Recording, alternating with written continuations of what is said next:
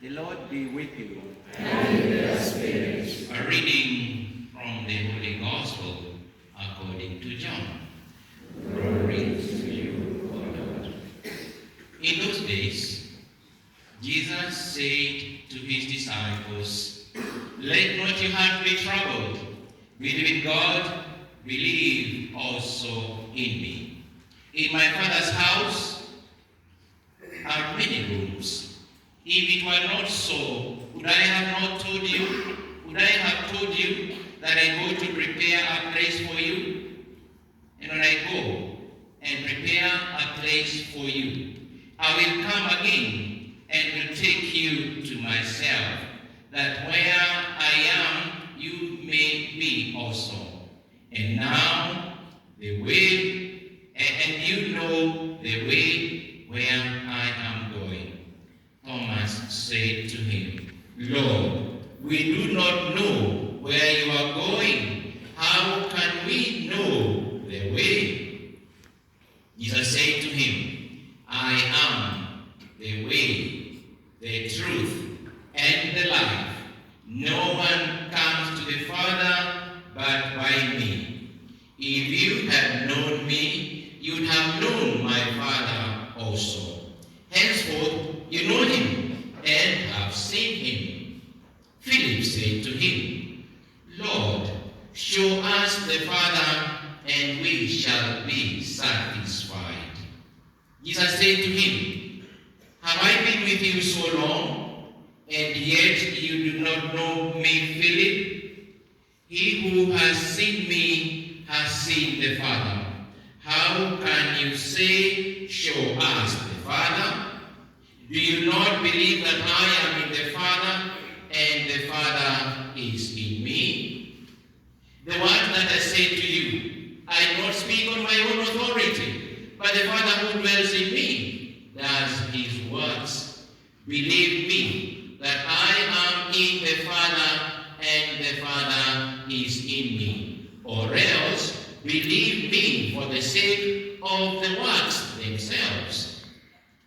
Truly, truly, I say to you, he who believes in me will also do the works that I do, and greater works than these will he do, because I go to the Father." The Gospel of the Lord. Praise to you, Lord Jesus Christ.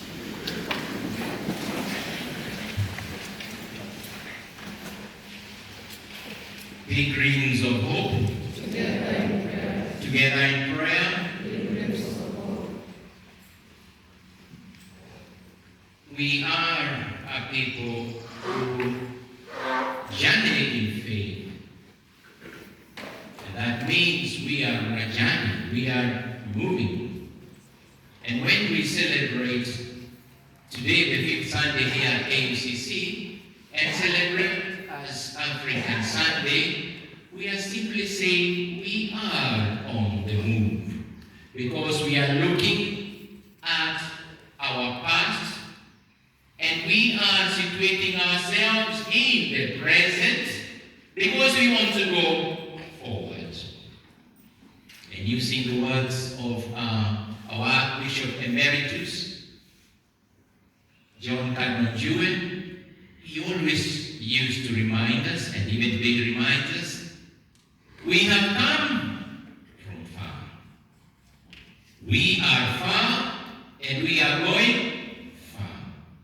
This is in terms of our faith and our belief in God. And this is actually put in perspective by Jesus Christ in the Gospel, who says, "I am the way. I am going to my Father and your Father." That means if we are following Jesus Christ, we too are on a journey. If you listen to the opening prayer of what we call the collect, the prayer after we sang the beautiful Utukufu in Musio in Kisii, we prayed like this: Almighty, ever-living God, constantly accomplish the Paschal mystery within us. Those you were pleased to make new in holy baptism may under your protective care bear much fruit and come to the joys of life eternal. That movement from being called by Jesus, being baptized in the name of the Trinity, and moving to the eternal joy. So today we are talking about that movement and that sure assurance that Jesus is telling us in the gospel. I am going to prepare a place for you, so that where I am, you may also be. As we look at our readings today, I would like us to put just 3 virtues that we can emulate or combine with our African culture: faith, honesty, and respect. Faith, honesty, and respect. Of course, there are many more, but we cannot take all of them at one sitting like today. In our first reading, a very important reading, especially for you comrades, as we prepare for our elections in the coming week, listen to what the apostles present to the people when they start murmuring that some people are being neglected. They tell them, therefore, brethren, pick out from among you 7 men of good repute, full of the Holy Spirit and of wisdom, whom we may appoint to this duty, the duty of assisting the apostles. So from Wednesday, in the Jumuias and in your groups, we shall tell you to pick men and women of good repute, full of the Holy Spirit. And this pleased the people. And what did they do? And what they said pleased the whole multitude. And they chose first Stephen. What were the characteristics of Stephen? Stephen, a man full of faith and the Holy Spirit. A man full of faith and the Holy Spirit. And this is a characteristic that we see even in our African culture. The people who were respected were people who had faith. Faith in the Maker, faith in the Creator, faith in themselves, and faith in others. Indeed, as one of the great philosophers, African philosophers, John Beatty says, Africans are notorious religious, that we believe in God and see God in every aspect of our lives. And therefore, faith is a very important component of us. And it is faith that will make us be able to be born into that culture of Jesus Christ, the culture of Christianity. Yes, when Jesus Christ was born, he made the Jewish culture a different culture because he sanctified that culture, because he came from God and was going back to God. So when he's born in our various cultures all over the world, and even here, the various cultures that we represent, Jesus Christ sanctifies, he makes all those cultures so that we can be men and women of faith. So we have faith, and we have faith then. We are going also to be full of the Holy Spirit. These deacons who were elected then were men who were full of the Holy Spirit. They chose Stephen, also Philip, Prochorus, Nicanor, Timon, Parmenas, and Nicolaus. And this they set before the apostles. Why? Because they were men full of faith and the Holy Spirit. Are we full of faith in the Holy Spirit? How can we embrace the faith that our forefathers embraced and the faith that Jesus Christ is representing to us? The second virtue, honesty. Honesty. In the second reading today, we hear St. Peter bringing us back to God and telling us that we have to be honest to the scriptures that describe to us who God is. The scriptures that are showing us that Jesus Christ and those who follow him are people who are honest and full of integrity. They all thought that Jesus was a nobody, but Peter is saying that stone that was rejected by the builders has become what? The cornerstone. Jesus was honest to his calling. Jesus was honest to what he had come to do. Therefore, we are also called to be honest in what we are doing. When we are being baptized, we are asked, do you reject Satan and all his ways? Do you believe in God the Father, Son, and the Holy Spirit? And we say, yes, I reject Satan. Yes, I believe in God, Father, Son, and Holy Spirit, and also in the Holy Catholic Church. Therefore, brethren, our honesty is put to the test all the time. Even as we are here this morning, why have I come? Am I honest in my prayer? Am I honest in I being here this morning? What is it that I can borrow even from our forefathers? Because honesty was what was carrying the day. Even when there were disputes, it is men and women who are full of honesty that were given the opportunity to bridge or to mediate between the others because they were known to be people with good repute. Therefore, honesty, and honesty that comes from our hearts. It is not honesty that comes from our lips, because if honesty that only comes from our lips, then we'll be people who are double speak. That we say one thing and do another. That we, as the Englishman says, we speak water and drink what? And drink wine. Honesty in our thoughts, in our speech, in our action is what we are being called today. Even that African dress that you are putting on today, are you honest? Is it only on the outside?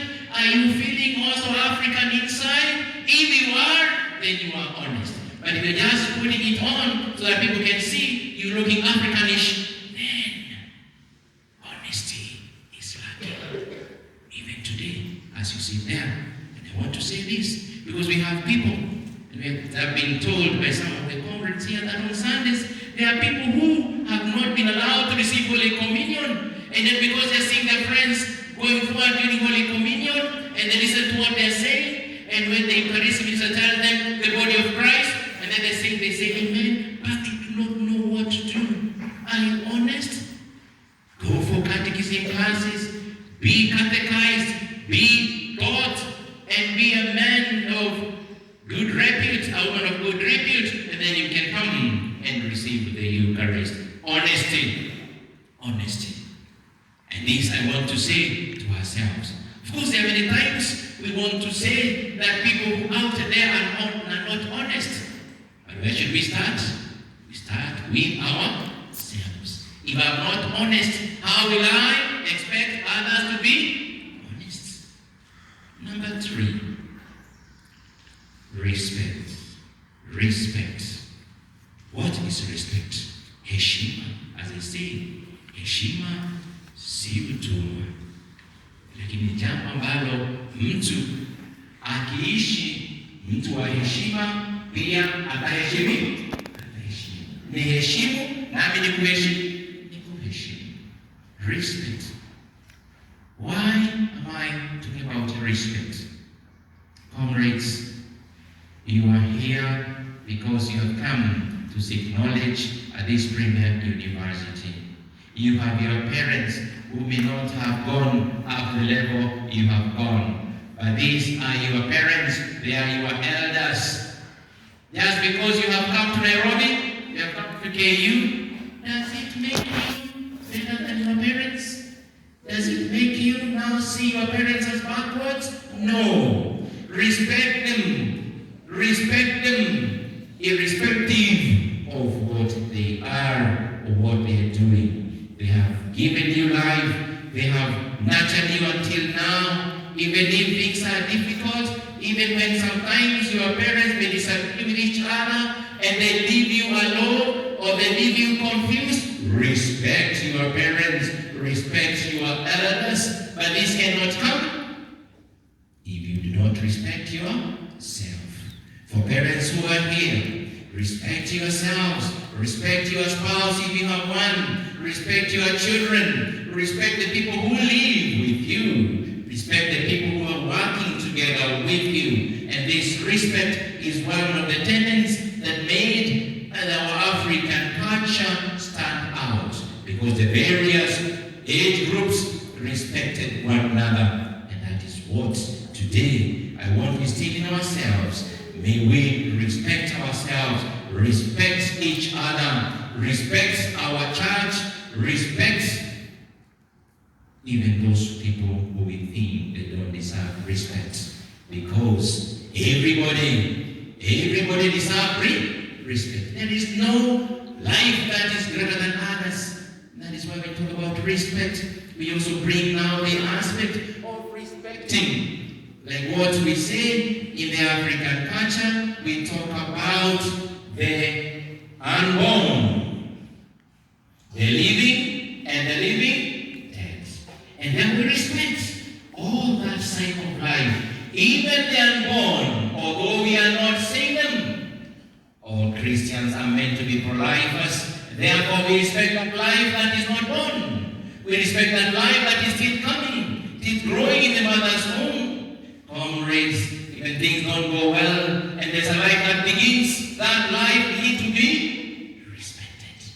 So I can see the light of day. And we, the living, we respect ourselves. We don't put ourselves in toxic relationships or in taking things that are going to spoil our life, drugs, pornography, etc., etc. And then we respect those who have gone before us, the living dead. Like in the church, we respect and revere the saints. And therefore, respect is a tenet that should always be with us. Yes, we also want to respect God because of the time He forgives us. We have responded very well in our responsorial psalm. May your merciful love be upon us, as we hope in you, O Lord. May your merciful love be upon me, as I hope in you, O Lord. As I come to the conclusion of my reflection this morning, did you hear what Jesus Christ is telling us in the Gospel? Let your hearts not be troubled. In other words, it's like telling us, where I'm going is a better place, and therefore do not worry. In my Father's house there are many rooms. I am going to prepare a place for you. And He even reassures us, I am the way, the truth, and the life. If He is the way, the truth, and the life, all I need is to have faith in Him. All I need is to be honest with myself in my life. All I need is to respect and listen carefully what Jesus Christ is telling me, and not have doubts like Thomas. Lord, we do not know where you are going. How can we know the way? He's telling us He's going to the Father. And then not like also be like Philip, who is saying, Lord, show us the Father, and we shall be satisfied. Having lived in the church of Jesus Christ, we know the Father through the Holy Scriptures. We know the Father through the sacraments. We know the Father through the community of Christians. We know the Father through our priests. And therefore, Jesus is telling us, how have I been with you so long, and yet did not know me? Now He puts your name there, not just Philip. And Jesus Christ saying, He who has seen me has seen the Father. And we see Jesus in His words, we see Jesus in the sacraments, and then we have seen Him. And therefore, we are listening, and He's telling us, I am the way. So if we follow Him, we are not going to get lost. I am the truth. If we keep close embrace the truth always. And lastly, what is more important, and that is what we pray also in our opening prayer, that we are praying that those who have been baptized may come to the joys of life eternal.